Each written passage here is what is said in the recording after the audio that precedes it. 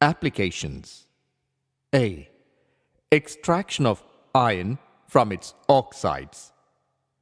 In a blast furnace, oxide ores of iron, after concentration through calcination or roasting, are mixed with limestone and coke, are fed from its top. Hot air is blown from the bottom of the furnace and coke is burnt to give temperature up to about 2200 Kelvin in the lower point itself. The burning of coke therefore supplies most of the heat required in the process and will be oxidized to CO. The CO and heat moves to upper part of the furnace.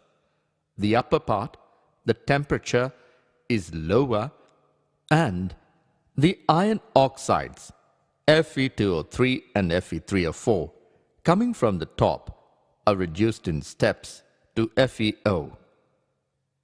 Limestone is also decomposed to CaO, which removes silicate impurity of the ore as slag. The slag is in molten state and separates out from iron. Thus, the reduction reactions taking place in the lower temperature range and in the higher temperature range depend on the points of corresponding intersections in the delta R G- versus T plots.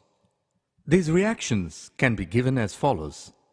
At 500 to 800 Kelvin, lower temperature range in the blast furnace, 3 Fe2O3 plus CO gives 2 Fe3O4 plus CO2. Equation 11. Fe3O4 plus 4CO gives 3Fe plus 4CO2. Equation 12. Fe2O3 plus CO gives 2FeO plus CO2. Equation 13. At 900 to 1500 Kelvin, higher temperature range in the blast furnace, C plus CO2 gives 2CO, equation 14. FeO plus CO gives Fe plus CO2, equation 15. The iron obtained from blast furnace contains about 4% carbon and many impurities in smaller amount. Example, S, P, Si, Mn.